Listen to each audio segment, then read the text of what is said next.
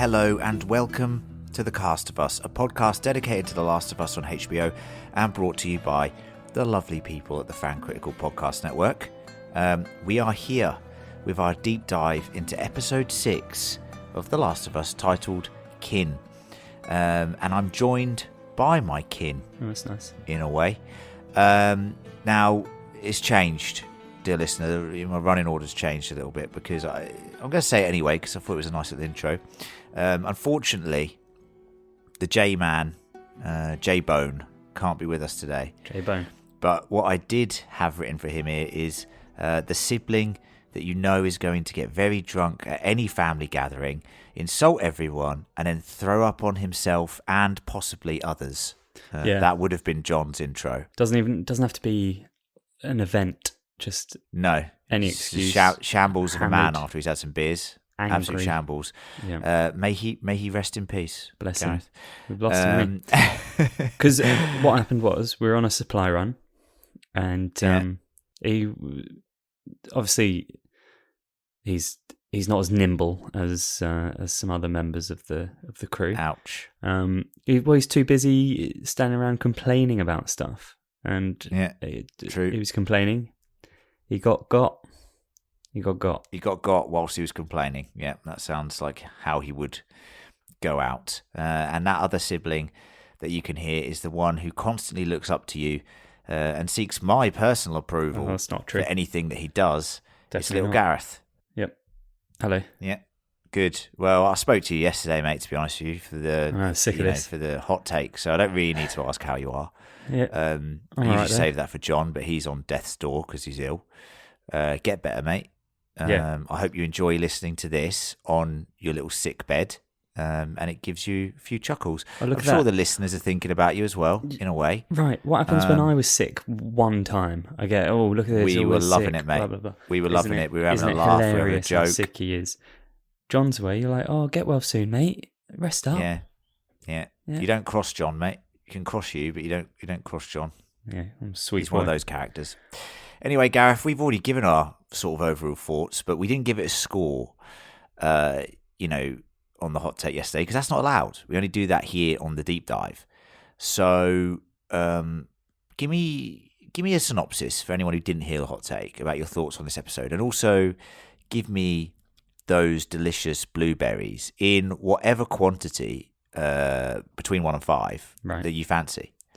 0 and 5, actually. True, you could give a 0, which is unheard of. Yeah, we're not allowed to score it until we've had a chance to go and have a look and see what everyone else thinks, and then we can score. That's right, mate. Yeah. That's right, yeah. Cowards. Yeah. No, I normally get to go last on this, so I just sort of see what you and John are saying. Yeah, true. No, I said it yesterday before I'd seen anything that anyone else had to say. I said slower paced episode, more of a character driven story, less action, of course, but I loved it. This show does those slower moments just as well as it does the high octane action stuff, I think. And I think I've said it each episode. I've said, I like this bit of development in the Joel and Ellie relationship. But this episode is where it really was turned up to 11. Turned up to 11. Ooh, 11. Feels like there's something there. Yeah. And I thought it was... Put that pun book down. Yeah. Jesus, put it down. I've been reading from it non-stop since 2 weeks ago. You're a regular old William Livingston. That's what he says, isn't it? Yeah, he does, yeah. He loves it. I mean, I don't think he sounds like that. Terrible. I'm terrible at accents. I mean, it's actually embarrassing. I should stop doing it. It's bad, isn't it? John thinks he's good at them, but they all sound Eastern European. And you, I don't know, don't even bother. I can do accents. But, what was I saying? Lovely stuff. Joel, Pedro Pascal in this episode, phenomenal. I think anybody who's doubting his acting credentials needs to have a look at themselves, because you're wrong. Yeah. And I'll tell you how many blueberries I'm giving it. Giving it 5. 5 whole blueberries. Yeah. Oh, and do you know Gobble, what? gobble. I really liked. I know this is different. I know this is more advanced than the game. I really liked Jackson, the town, Jackson, Wyoming. It was like, I like that exists. I like that they've got to the point where they can have a little mini functioning society. Yep. And when we do our Last of Us Part 2 playthrough, Gareth, and I watch you in that weird voyeuristic way that I will watch you play the game, because I've played it multiple times. I'm actually on my 3rd playthrough of Last of Us Part 2 now. You will see Jackson some more. Now, I've had time to think about this. Now, how can you compare episodes 5 and 6? I don't know, because they're very different entities. That's comparing them. I You've was just done on... it. Yeah, I know. But I was on the cusp of giving this episode a 5. But, and I will say but, I have watched it, of course, multiple times. I feel strongly that the university sequence is too rushed. Now, that's me being very nitpicky. Very. For a game, for someone from the game's perspective. Now, I think they've done a fantastic job with everything else they've done, adaptation-wise, the changes that they've made, the reasons for those changes for television. However, I see no reason why this episode couldn't have been 10 minutes longer and then give the 10 minutes to that sequence. It was 58 minutes long. There's no reason behind it, because they choose the runtimes. They actually physically choose them. Like, we've had an hour and 16 minutes. Give us an hour and 10 here, and it would have been a 5 blue. I mean, I'm trying to squeeze these in my lunch breaks on a Monday afternoon. So I was quite happy with the runtime. Yeah, of course you were. But I mean, like, the episode's fantastic. Everything good about the episode is character driven. It's emotional. I think, it's a fantastic episode. It's, like you said, and we've talked about, the action is emotional action, not actual set pieces. The set piece at the end is kind of where it falls down with the action, mainly because I feel it's lazy. It's a bit lazy, the action there. I feel in the game it's more dramatic, and I'm not saying it needs to be unrealistic, because obviously in the game you're taking down like 10 raiders or something as you're escaping the university. But here it felt more subtle, which is fine, and they've done that with a lot of the action. They've toned it down from the video game for obvious reasons to make it work for TV. I just felt here that the blocking, the action in this scene was under par compared to what the show has been delivering. So that's why it doesn't get a 5. However, everything else, incredible. Pedro Pascal, incredible. Bella Ramsey, that my favourite scene from the game, as I talked about in the hot take, made it into the show, and it's pretty much word for word, and we'll talk about that more as we get there.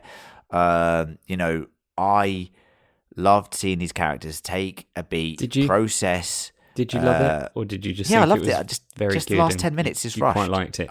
I think that's very harsh. If you're saying that everything else was fantastic, right? Yes, your words. Everything else was fantastic. For you to be put off by 5 minutes at the end, that, I mean, I'm presuming you quite liked the end, the actual end, like the final moment, which is the same as the game, right? So it's losing a blueberry because you don't like how Joel was stabbed, which you're entitled to. You're entitled to. I suspect you feel like, and John might give this a 3. Because he does that from time to time. No, he would give it. I think he'd give it a 4 or 5. Genuinely, I don't know. He's too ill to tell us. I don't know. But he is. Bless him. John, if you could write into our feedback section for next week and let us know, that'd be fucking fantastic. We'll find out next week when we check our emails. I think you're trying to balance. You're trying to provide some balance. That's what I think is happening here. I swear this to you guys, and I swear this to you listeners. I've watched the episode 3 times. I've played through the game extremely recently on my 6th playthrough of The Last of Us Part 1. Yeah. Right? The drama, and it's not over-the-top action, that is in the game's version is far superior. And that is the only time I'm saying that in the whole run-through so far. I think every other little thing they've adapted has been fantastic. This is the one time where I've been there going, oh, the university bit, is not as good in the show as it is in the game. Anyone who plays that section will agree with me. I tell you now, they'll agree with me. Well, I think a lot of people will agree with that score. I think a lot of people will see this as a 4 Bloob episode, and that's totally fine. I get that. I'm surprised you see it that way, because I think I know that you value the development of the characters and the relationships 100%. And the brotherly love in there as well. But 100%, 100%. That for me, this is the episode which is the most character driven, and they've got the most evolution, and they've got rid of baggage, and they've moved on from past traumas potentially by the end of the episode. I just feel that the execution of the last 10 minutes was rushed, and that's fine. That's okay. But when they're fucking playing around with these run times, you know, if the rumours are true that episode 9 is only 46 minutes or something, come on, man. Give me 10 more minutes here. There's no harm in that. Anyway, I digress. Let's move on to the scene-by-scene breakdown. But before we do that, a little few things to go through. Of course, Click a Corner coming up as well. Just to say, like I asked John to do just then, you can write in and feature in our feedback section in the podcast. So many of you have been in touch already, have featured in the feedback section. Or you can just talk to us if you want. Write in, and that's fancriticalpodcast at gmail.com. That's fancriticalpodcast at gmail.com. The email is in the show notes. Click it, write an email, send it to us. Let us know your thoughts on this episode. Let us know if you think I'm out of order for taking a blueberry off for the university sequence, or Gareth's correct and I'm being petty. That'd be interesting. I want to say a big thank you to everyone who's reviewed the pod so far. We do implore you, if you are enjoying these podcasts, please do leave us a review. It's just a lovely little gesture that you can do.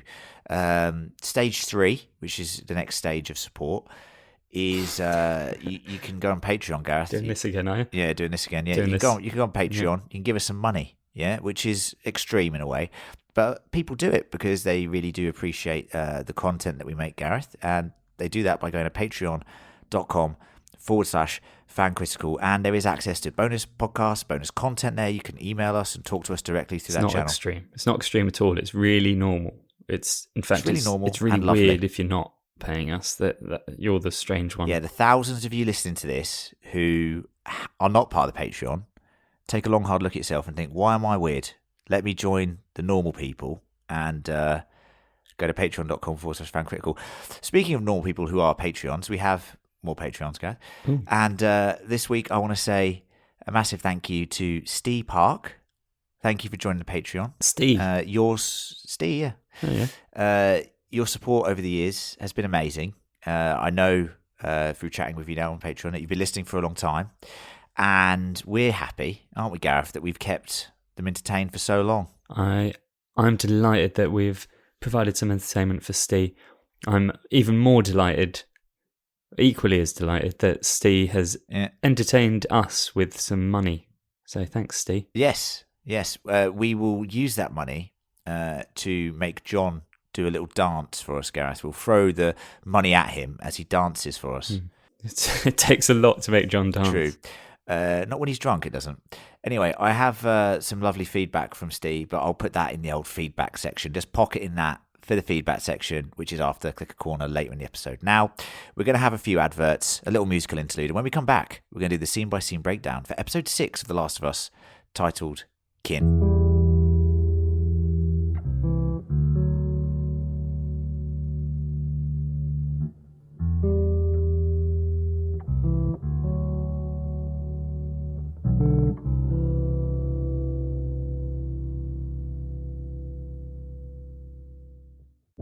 Need more denim in your life? JCPenney is the go-to destination. Skinny to loose, bootcut to crops, distressed and clean cut. We help families rise, roll, fade, and flare to fit all the right places. Brands like Levi's, Arizona Jean Company, Mutual Weave, and more. Styles you can wear everywhere, in sizes for everyone. Check out the denim you crave in-store, and we're never short on options at jcp.com. Style is in our jeans. Get your denim at JCPenney.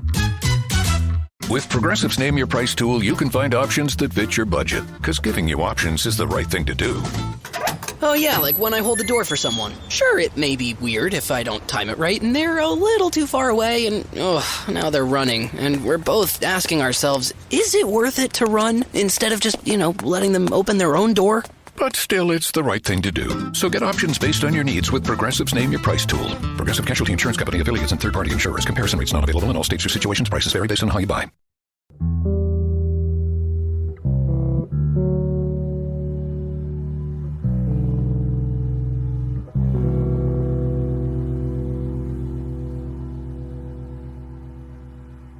Okay, so we open this episode actually with the end of episode 5, and we see poor Henry blowing his brains out after killing Sam. Brutal reminder. But then, as it cuts to black, much like the video game, it fades up, and it is a new season, a new location. We are 3 months later, and we have someone bringing back some delicious rabbits from a hunt. As they enter their wood cabin, they see that their wife is being held at gunpoint. She seems unfazed, though, and has even made her captor, Joel, some soup. Joel and Ellie ask them where the hell they are on a map and what is the best way west, to which they reply, go east. Great response. Very good. Yeah.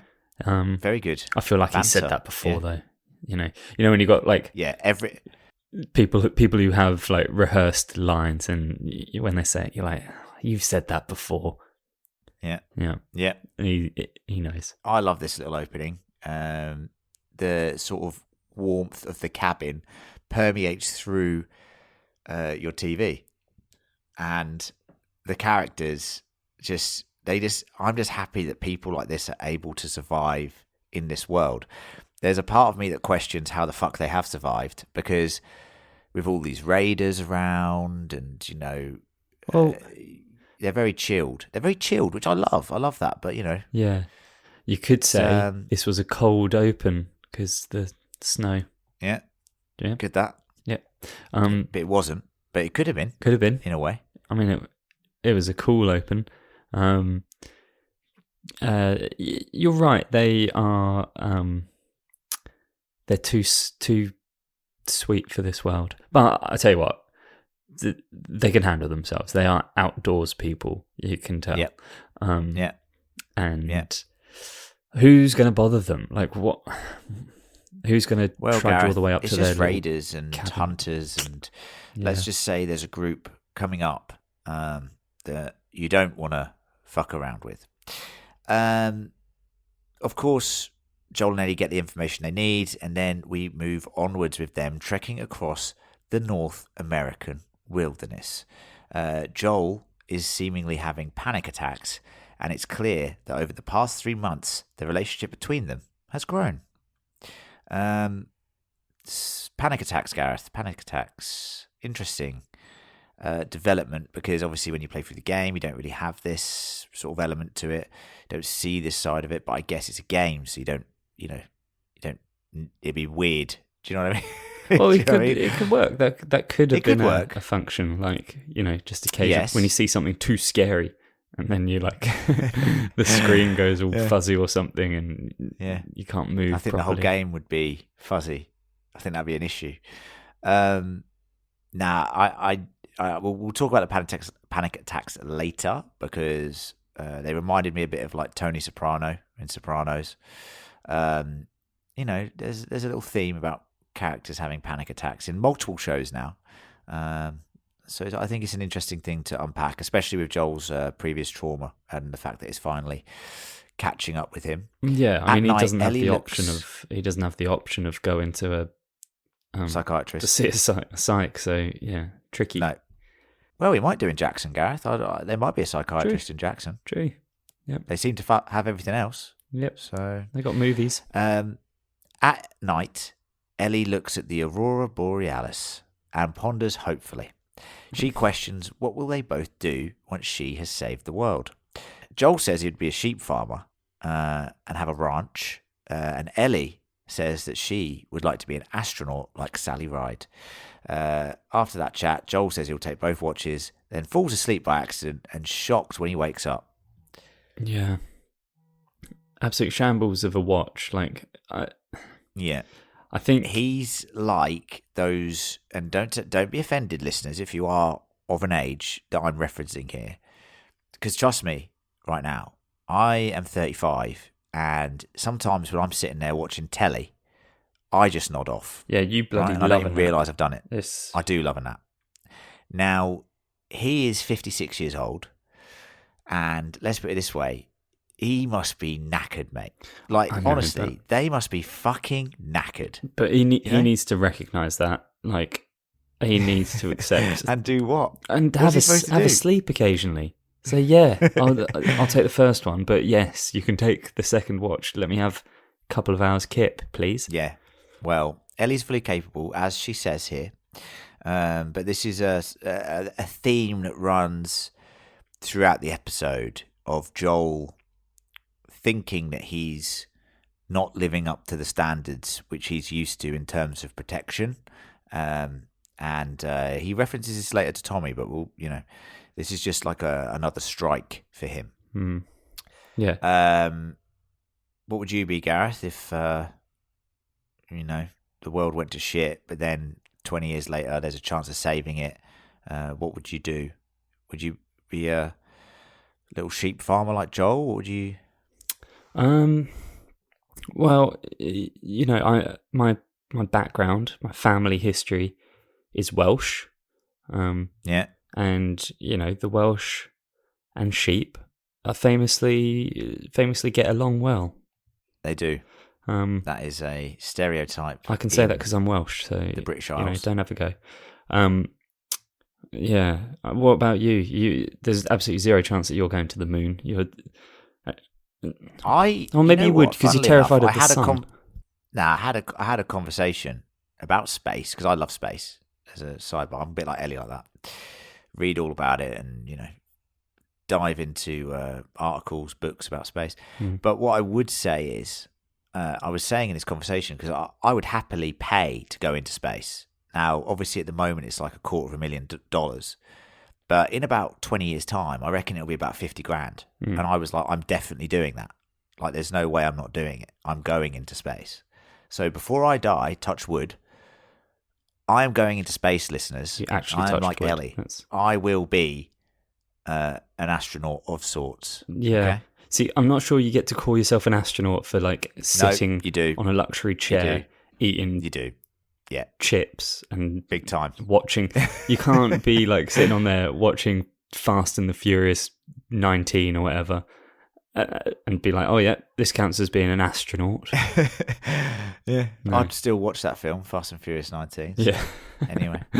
Bet you would. As they cross the River of Death near the dam, they are surrounded by a group on horseback. They question if they are infected and release the hounds, Mr. Burnstyle, to tell With if they bees are. in their mouths. With bees in their mouths. Joel is paralysed with fear as he believes the dog will rip Ellie to pieces. Luckily, it can't tell she's infected and gives her a big cuddle and kiss. I don't think the dog gives her a cuddle. Come here, you. Yeah.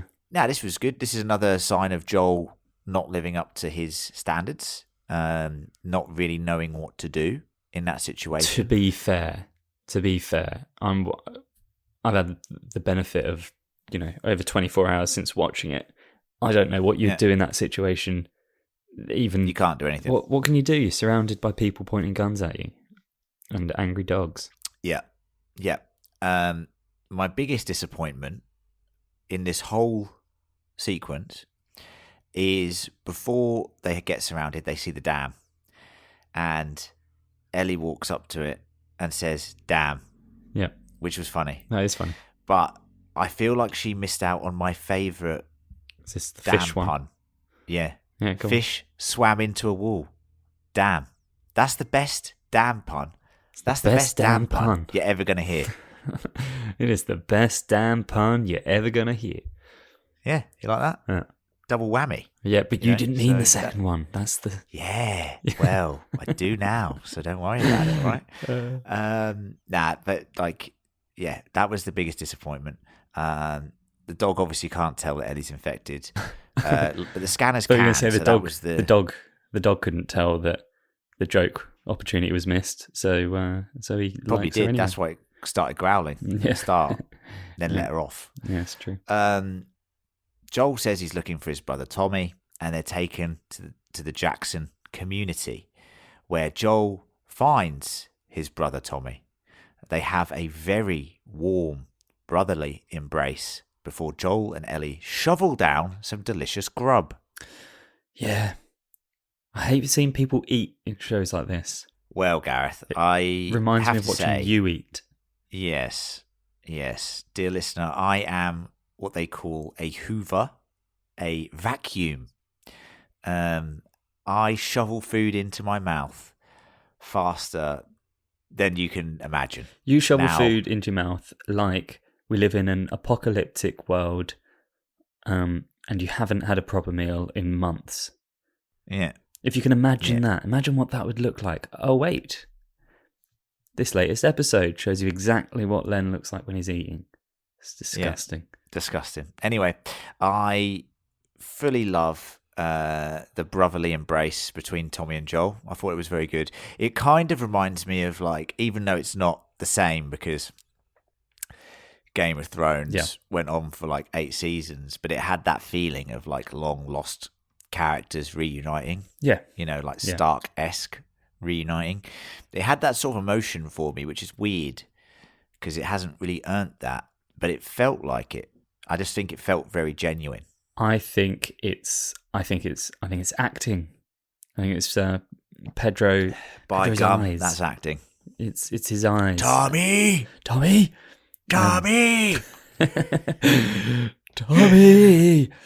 And what are you doing here? I came here to save you. I don't know what these accents are. We really need to stop me doing these accents. Yes, Jesus please. Christ. And Tommy, what's the actor's name for Tommy? Gabriel Luna. I think he has a lovely way about him too, doesn't he? Doesn't he? Puts you at ease in a way.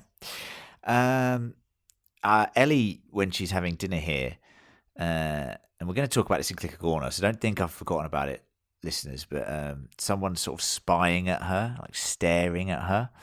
Yeah. And this is a truly delicious Easter egg.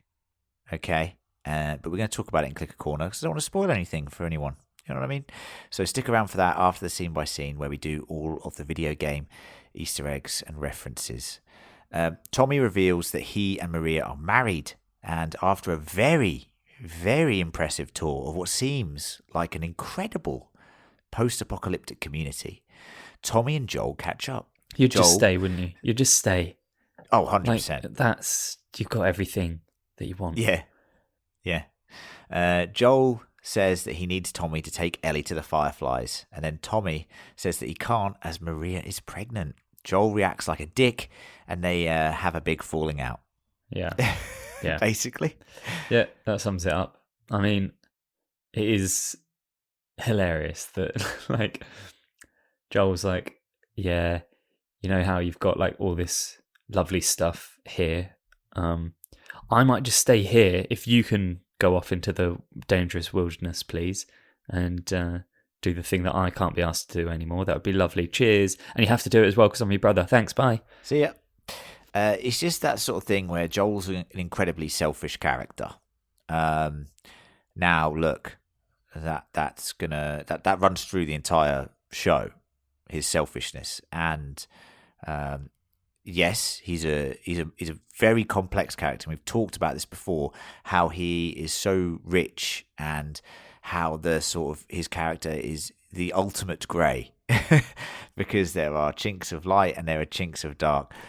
And that theme of selfishness will continue through the season, and culminate. This can be read as could be read as the opposite. It could be read as selflessness when he's willing to admit that Ellie would be better off without him. And well, I don't think at this stage he's admitting that. I think at this stage he's being selfish, but he will have a little character turn, which we will talk about. I think the other thing here, Gaz, is that Joel gets more angry when Tommy says that he's going to be a father.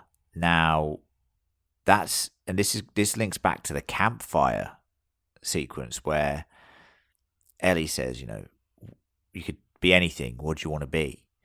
And all Joel wants to be is a father, and he can't. He can never do that again. So he'd be a sheep farmer. It's the next best thing. Yeah, exactly. So I think when Tommy tells him this, he reacts like a dick because he is angry and jealous of not only what Tommy has in Jackson, not only the fact that the people in Jackson built this community not from violence, which is something that he believes the only way you can survive in this world is through violence, but he's also jealous of Tommy because he now has the one thing that he lost so tragically. You know what I mean? Well, yeah, I think that's definitely what's happened there. He's it's just it's jealousy, and you're right that there, as much as he wants to be a sheep farmer, what he really wants is to be a dad, his daughter back. But the line that sort of sold it for me is, Tommy sort of says, just because life stopped for you doesn't mean it has to stop for me. Brutal. And yeah. Sarah's watch literally stopped the day that she died. So that's deep. Deep shit. Very deep. And obviously we know, and we've talked about this in the podcast, how Joel checks his watch constantly.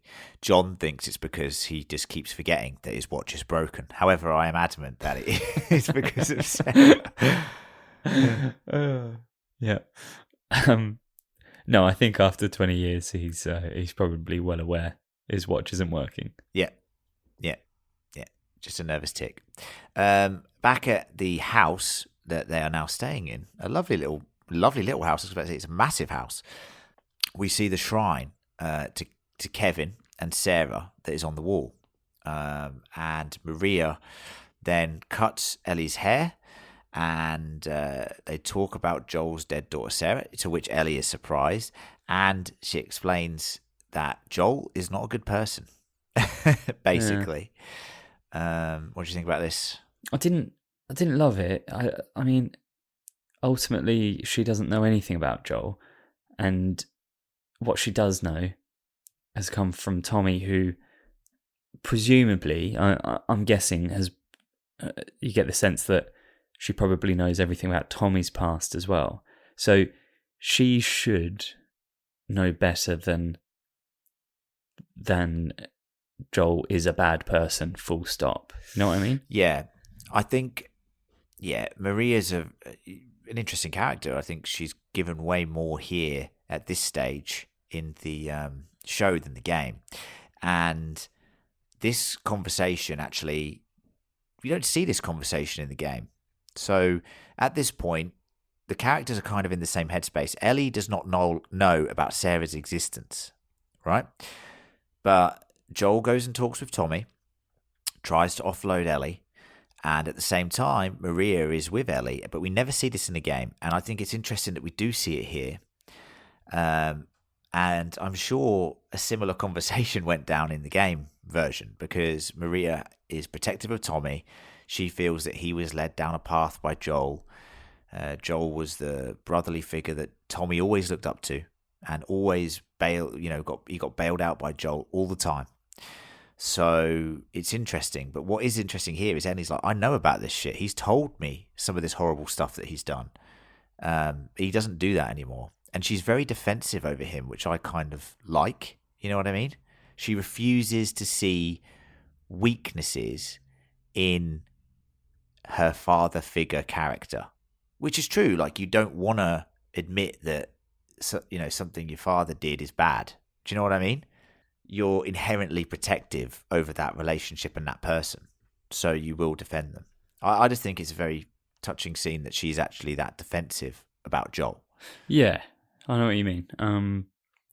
And I think the thing is, her feelings towards Joel have kind of been clear for a while. What's been slightly more obscured is how Joel feels about Ellie. But yeah, it's nice to see her defending him when he's not even there. Like, that's That's loyalty. Yeah, that's loyalty. They decide that they want to go see a movie, yeah, because they've got that in Jackson as well. And as Ellie is at the movies, Joel meets up again with Tommy and finally confesses everything to him. Ellie's immunity, what happened to Tess, Sam and Henry, and most importantly, that he is no longer the man he once was. He has panic attacks, he is old, deaf, unable to do the things he once did to keep them safe. He's terrified he will get Ellie killed, and he can't let that happen. Tommy then agrees to take Ellie to the Fireflies at dawn. Movies, Gareth. First of all, they're watching The Goodbye Girl, a movie that I, personally, have not seen. No. Have you seen this movie? I have not. But I did read that that's what it is. And, I'm sure it's an absolute classic. And that's what people say. Yeah. There's a lot of themes, Gareth. And I'm actually going to watch this film now. And don't judge me, listeners. I can't watch everything. You know, we have a show called, in a podcast network called How the Fuck Have You Not Seen That? And it's where we reveal our secret shames about all-time classics that some of us haven't seen. So some members of the group hadn't seen Gladiator, for example. Others hadn't seen Pulp Fiction. So we laugh at them, and then we rewatch the movie with them, and then we go through the movie.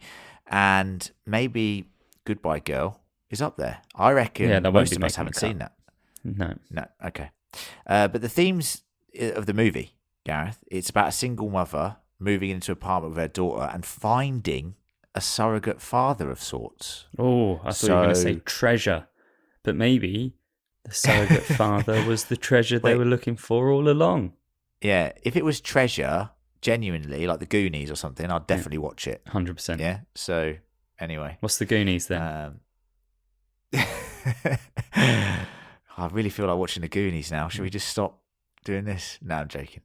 I've written here... Truffle Shuffle. Yeah, the Truffle Shuffle. Joel does the Truffle Shuffle. What? No, I've written here that... And correct me if I'm wrong, listeners. Obviously, you can write in to the feedback section, anyone who's played the game. This is the most vulnerable I've ever seen Joel. Like, in terms of spilling his fucking emotions and heart out. You don't get this in the game. You just don't. I mean, here's a potential different way of reading this scene, which I wouldn't subscribe to, but I thought of it as a possibility. Could just be emotional manipulation. There is an element of that. I think it's a bit of both. I don't... Now, look, I'm not saying there is manipulation there, but I reckon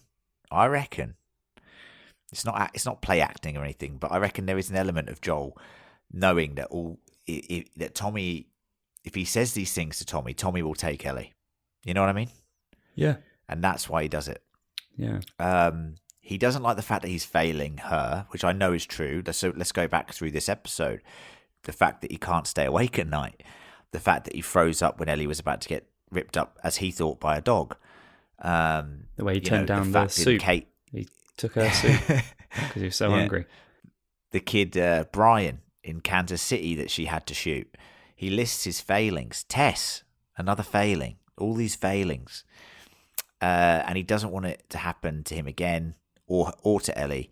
And let's just say that his greatest fears are realised at the end of this episode, which we will talk about, of course. Now, Ellie's, of course, overheard this conversation, and she confronts Joel in her bedroom. She says, everyone that has ever cared for her has either left her or died. Everyone but him. She mentions Sarah and how she's nothing like her, and Joel says, yeah, you're right. You are nothing like my daughter, and I'm not your father. And then he slams the door and says that in the morning, they're going to go their own separate ways. Yeah. Incredible scene. Just an absolute standout scene. It is. Like, in the game, I think it's the best acted sequence possible. I think it's word for word here, pretty much. And it was very similar to how it happens in the game. Not in terms of how they get to this point, but the actual scene itself plays out the same way. And it's very powerful stuff. Like, I think Pedro and Bella at this point are fully, I'm fully sold. You know what I mean? This is the scene where Bella even takes it up to a new level here. Yeah, true. She deserves a lot of credit for it as well. But I guess it's the sort of scene that we have seen in other film and TV, between like a father and daughter, or a like step parent and a step child, and they're like, "You're not my real dad," and he's like, "Yeah, damn straight I'm not." I mean, that would be a really strange response, but like some kind of angry retort, and I guess in a way, what that shows, the emotion behind this argument, it shows that they are more like family than either of them are caring to admit in that point. But this is a father-daughter argument. Exactly right. A bedroom, like, in their house in quotation marks. The way that Joel says "don't," like when she starts talking about Sarah, he's like pleading with her, "Don't fucking say it, because if you do, I'm going to lose my shit." You know what I mean? And we'll talk about it in a minute, but this is an argument that had to happen. And we talked about this in the hot take, about how sometimes you have these arguments and they give you a greater clarity about what is going on. They clear what I mean? Clear the air and the fog. Yeah. Doesn't stop it being brutal emotionally, but it does get the characters to a better place emotionally. Anyway, we see Joel then thinking about Sarah, and maybe letting her go and potentially embracing a future with Ellie. Possibly. What did you think to the kind of the little scene of him thinking of Sarah? Like, interesting. Those sort of, the fades back, or were they hard cuts? I can't remember. I thought the way that he was lit was fantastic, on the bed in dark and light, which is total reflection of his character, right? Thinking about Sarah and her hanging up the Christmas trees and that was interesting as well, because I thought it was a bit tacky. Yeah, that's now my look, thought. I appreciate the sentiment of what they were trying to do, but it just didn't work for me. It didn't necessarily work, like the way they did it. But him sitting on the bed thinking about it, I just took that as what I took from it.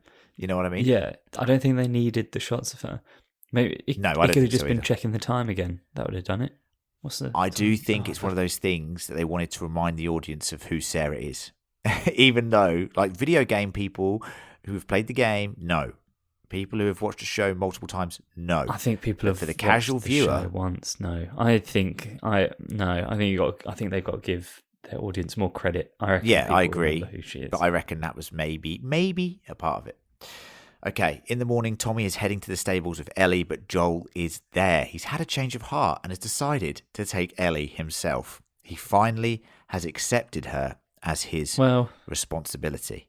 Yeah, that's half correct. I think so. No, as in, he's decided that Ellie gets to choose, which, before he's even finished the sentence. Which he knows, but he knows she's going to choose him. It's not like she's not going to fucking choose him. Well, it's just that way that he's trying to let himself off the hook. Yeah. I feel a bit bad for Tommy. Obviously he's relieved. Probably had a huge argument with Maria. He's probably in the doghouse, mate. She's like, "You're not fucking going anywhere. I've got a baby on the way, right? You're not fucking going to fucking university in fucking Colorado Springs, whatever. You fucking stay here." They've had a big blowout, and then Joel just rocks up. "Actually, mate, don't worry about it." You know what I mean? He's got to go back and sweet talk Maria now. Yeah, unbelievable. He's on the sofa for the next week. Yeah. Probably very comfy sofa, big house. Yeah. So, over the course of the next week, Joel and Ellie's father and daughter-esque relationship grows even stronger. He has finally let his guard down. They banter and make their way Westerner style to the university, where the Fireflies are based. Oh, now look. I've written here, Gareth, and I'll play this underneath it.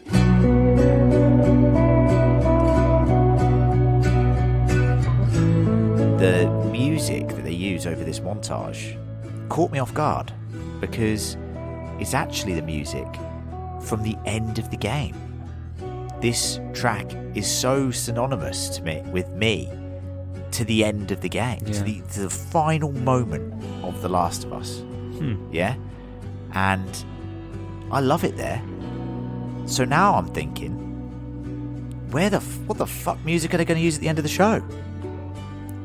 Probably just me something being else. a bit of a nerd. Yeah. So anyway, it's a very cool track, and it did work very well over this montage. Yeah. I will say that. The montage was nice. They've obviously got a freshness about their relationship now. Those clouds have been lifted. Yeah. What I will say, Joel's actually engaging in the conversations now. Yeah, exactly. He's actually humouring her. Yeah. What I will say is, again, I didn't love at the end of that montage when it just felt a bit clumsy when Joel's like, there you go, we have made it here in 5 days. We have arrived. And it only took 5 days. Yeah. Well, they do make it to the university, Gareth. And Joel actually mentions that he doesn't want to be a sheep farmer. He wants to be a musician. Now, there's going to be more on that in Click a Corner again. So just fucking, hold your horses. But that was a very interesting line, and something that is going to be huge in season 2. When they arrive there, the Fireflies have left, and all that remains are a few clues as to their new whereabouts. Turned into monkeys. Monkeys! They've turned into monkeys. Bloody monkeys. They're having a great time, aren't they? Nature, once again, overtaking, thriving without humanity. These monkeys would never be allowed to play at the university. What are they? Now Are they baboons? Baboons are very dangerous, Gareth. Well, they look dangerous, don't they? Any listeners who are zoologists, can you please write in and let us know what type of monkey this is, and 2, if they're dangerous. They looked vicious as fuck. Now, they were very chilled out about it. If those monkeys decided to swarm them, they're as dangerous as the infected, mate. Genuinely. Absolutely. I've heard horror stories about, monkeys. Where monkeys go. They go for your balls and your dick first. That's the first place Guarantee they go. They rip it off. No. So, and then they... Disgusting. Yeah. They're absolute perverts. But underrated line from you. Under normal circumstances, they would not be allowed to play at the university. You're absolutely right. Yeah, it's true that, though, isn't it? Yeah, it's true. So they see that the Fireflies have basically decided to go to Salt Lake City, to St. Mary's Hospital. But as they see this, raiders approach the complex. Joel kills one before realising that he himself has been stabbed in the gut by a broken baseball bat. As they ride off to safety on their horse, Joel falls off, pale as a sheet, and Ellie implores him to wake up, saying, "I'm fucked if you die." Yeah. This is Joel's worst fear coming true. He has potentially failed her. And the song, Gareth, and this is very important, the same song from the end of episode 1 is playing, which spells danger. But this is a acoustic version. Do you remember that song? It's a lovely version, isn't it? Yeah. Bloody beautiful. It's playing right now, Gareth. Very strong song. That's a good point. I didn't click. That's why it's a deep dive, Gareth. I do my research, yeah. I see that. I can see that. Even I should come along to never more of question me again. Yeah, I mean, I get Ellie's panicking here, but I'm fucked if you die. That's not the most. It's a kid's reaction, though. She's genuinely afraid. Like she. I'm not saying she loves Joel, but maybe she does at this point. But she is genuinely in trouble. Well, she is. Joel dies. She's correct. She go back to Jackson, I guess. But yeah. Just go and watch more movies. It's fine. It's absolutely fine. It's a sad ending though, because a bit of a cliffhanger, I guess, for anyone who is only watching the show. They don't know how this is going to play out. I'm not going to say anything here because I don't want to spoil anything. I mean, you already have. It's fine. Nah, don't worry about it. But obviously, next episode is going to be very interesting to see Ellie how on they her handle own. it. I believe they're going to do the DLC, which is Left Behind, and is a fantastic piece of downloadable content for the first game. Well, you get to play and as one of sheds the light. monkeys. So Yes, roaming the university. Yeah. just learning stuff. Very true. That's how quickly Very you can level true. up your biological science knowledge in that university. So Yeah. Fantastic DLC, as I said. So look forward to that next week. But no, I hope Joel's all right. Bless him. That's what I'm going to say. I hope he's all right. And he looks in trouble, doesn't he? I mean, he's 50. This is like The Road in a way, because Cormac McCarthy's The Road, and the film interpretation with Viggo Mortensen. If you get sick in the apocalypse, and I'm talking even like a flu, a bad one, you're in deep trouble, especially at the age that Joel is. So I'm just going to tell you right now, this injury is, well, it looks fatal, and in most cases it would be fatal. So anyway. But luckily fell on snow, which, as I said yesterday, Yeah, has soft landing. soothing effects. So Very soothing, yeah. All right, Gareth, should we move on to Click a Corner? let's do it. Let's do it.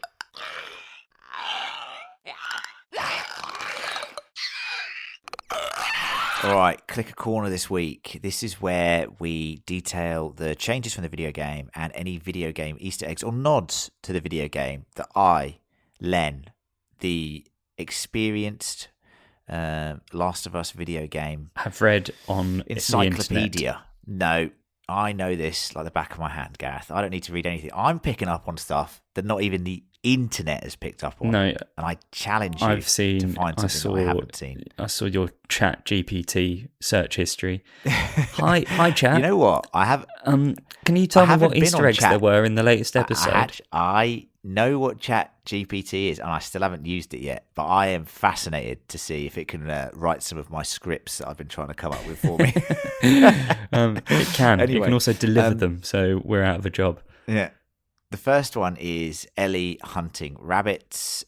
We open up this episode seeing the dead rabbits, and that actually opens up the winter chapter in the game. We also see the bow and arrow in the cabin, and that is essentially one of Ellie's legendary weapons, and a weapon that you use primarily in the first game. Now, interrogating the old couple by getting them to verify each other's location on the map is a technique that Joel uses in the game. However, the way he uses it in the game is far, far more brutal, and I'm interested to see if that will become important later on,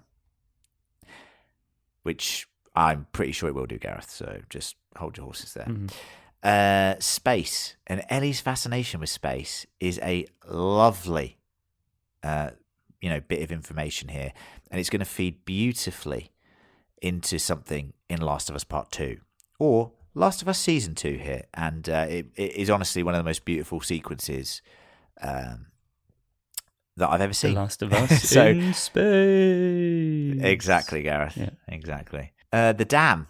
Now, we see the dam briefly in this episode. Fish swam into a wall and all that. But in fact, most of this episode takes place at the dam in the game. So they're actually there helping Tommy and Maria and their crew restore power to the community of Jackson. They're regularly attacked by raiders. You have to clear out these raiders, and Ellie actually flees on horseback when she learns about Joel giving up her to Tommy. And that's where they have the conversation at an abandoned farmhouse after taking down more raiders. So it's a lot more action heavy in the game, but I actually think the idea to tone it back, strip it back, and get more emotional in the show was way better here. Well, Now, yes, they work for the media that they represent. Like you can't have that much action, that much killing in the TV show, and you can't have that much chat in a game. it would just be a film otherwise. In the Interactive game, movie. you know what I mean? Yeah. So yes, good choice. Now in Jackson, good choice, yeah. In Jackson, we see the bar, we see other key locations that feature heavily in Last of Us Part 2. Of course, we don't really see the Jackson community in Part 1. We even see the famous horse Shimmer, and that is a horse that you ride in Last of Us Part 2. Tommy and Maria being pregnant is a show invention. It does not happen in the game. In fact, I have no evidence that Tommy has any children in the game. There is a weird kid looking at Ellie, and I will say this right now, that is a huge Easter egg for Part 2 and a major character, Dina. I'm sure we will see more of that character in Last of Us Part 2. So just if anyone who has played Part 2 knows of that character, I'm sure you were thinking the same thing when you saw that person staring at Ellie. Ellie is given a purple and white hoodie, and this is Ellie's outfit for the entirety of the game from this point onwards. So she's got another costume change, Gareth. What's her line? It's very fucking purple. Eggplant. That's about the coat, yeah. Yeah, I mean, that was a weird way to describe it. I didn't know people call it eggplant. Yeah, it's a colour. Yeah, for sure. Fair enough. Yep. Fair enough. Yep. I just don't know my colours, apparently. Evidently. Anyway, Joel wanting to be a singer, that is a huge character beat and major driving force and through line of The Last of Us Part 2. Now, music in this show so far has been incredibly important. But I'm going to tell you this right now. In seasons 2 and 3, music will be one of the key narrative threads that connects everything. And it's beautifully used. It's a beautiful character development moment. And I can't wait to see how they handle that in season 2. And I've already talked about it, Gareth, but the university in the game is far superior. There's more tension, more infected, more raiders. It's set as night is falling. Joel kills several raiders before falling off the railing and getting impaled on a steel bar. Oof. It looks horrendous and is a major shock. The show uses a way more subtle technique that I think, to be honest with you, doesn't have the same impact that it does in the game. Yeah. I guess the falling off the top of the stairs and being impaled, that feels like certain death, you know? It looks... Yeah, in the game, I will say, when I first played it, like in 2013, I was like, oh, he's dead then. Well, yeah. That's it. And I think a TV audience would just presume that is it. And, you know, that may well be it. But at least right now, it's like, oh, can he survive that? I don't think there's any tension when you fall and are impaled on a metal bar. That's game over. Literally. Well, all I'm saying is... game over. Would you like to play again? Nah, don't worry about it. Anyway, that's it for Kicker Corner this week. And thank you for listening to that. If you've got any questions, of course, or you think I've missed one, which I challenge you, dear listener, you can email us at fancriticalpodcast@gmail.com, just like these lovely individuals have with their feedback. First up, Kellyanne has been in touch, and you'll like this, Gareth. Kellyanne says this: Good morning. I recently found your podcast and I'm really enjoying it. Oh, you're right. I did like that. That was a great email. You did like that, yeah? Just have to make a correction, though. The filming of this show was done in Canada. Oh, there Episode 6 specifically was filmed in Canmore, Alberta. I live in Toronto, Ontario, but spent many summers in the Canadian Rockies. I think our beautiful country deserves the credit. Thank you for making me smile. Great email. Now, I love great email. Love a geographical email. Yeah, so I knew you would like that. That's great. And yes, I understand. You know, Alberta to be a beautiful province. Ontario is a little bit flat, a little bit flatter from what I understand compared to the rest of. Compared to that west side of Canada, but obviously it's supposed to be Wyoming, right? Like that's where it's set. Yes, but I guess, and I will say this, Kellyanne. I will say this, and Gaz, you'll agree with me. Canada's fucking stunning. Like, I've been very fortunate to go, and I can't wait to go again. And that whole North American vibe is just something that I yearn to travel in. The pine forests, like I'm talking that wilderness, and the mountains, pine forests, snow, mountains. I love that shit. If I could do it on horseback, even better. Can't ride a horse though, can you? Thanks for your email, Kellyanne. Lovely, and thanks for the support. Next up, we have our new patron, Steve, who has said this: I've spent so much time over the years listening to your podcasts and love what you do. I'm enjoying the Last of Us show and coverage, even though I'm a lowly Shonley. And they say, I agree with John on Melanie's portrayal and glad her character ended up dinner for fungus gymnast girl and that she is dead. Or is she? Question mark. God, imagine if she Bella came back. Ramsey. Oh no, imagine if she came back. That would be a shambles. She'd be a shambler. Yep. Yeah. Bella Ramsey really is coming into her own. I love to see it from our Game of Thrones crew. I've never seen a show that can make you care for a character so rapidly, and I'm looking forward to see what comes next. Thank you for your amazing work and keeping us all so entertained. 5 bloobs from Steve. Thanks, Steve. Thanks, Steve. Thanks for the support. I will say that we all agree that Melanie Lynskey's character was not the greatest in the show. And I think I'm not saying I put that down to writing as much as anything. Yeah, and I'm not saying we're attacking the actress or the character specifically, but I think it was a shoehorned in character that wasn't necessarily as well written as some of the other characters. Not to say that's her fault, and we're not being horrible to her character or anything, but yeah, we agree that she did deserve to die to fungus gymnast girl. That is fair. We're not being horrible, but we are saying again that was a good way. The character, not the actor. Yeah, not the actress, the character. Yeah. And Gareth, we put a poll out last week across several channels asking if Sam was better realised in the game or the show, and we had some great responses. Brienne written and said, I much preferred Henry and Sam in the show. They were able to add such incredible character depth this way, and it had me heartbroken. I like them in the games too, don't get me wrong, I just prefer them in the show. Captain Max said, I think the television actors did a fantastic job and had me more emotional.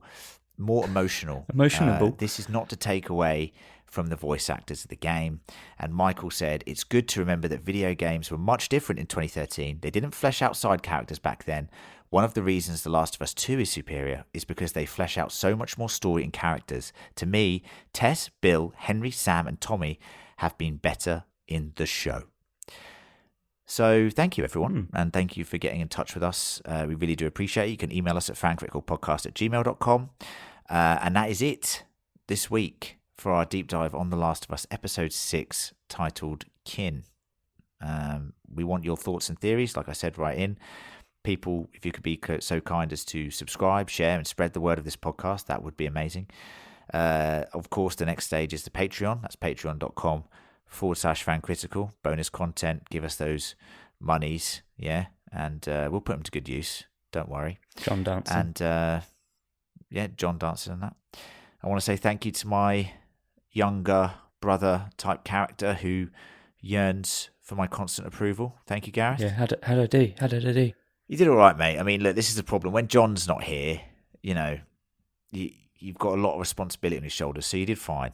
Okay. Yay. So don't worry about it. No, also our Patreon money is going towards medicine for poor sickly John, who's always sick. Yeah. Pump him full of those meds. Yeah. Of course, and to do that, we have to go on a supply run, find more supplies. In the meantime, dear listeners, please do endure and survive. We will be back for episode 7, almost towards the end of the season now, listeners. And that episode is called Left Behind. So we'll see you then. Bye.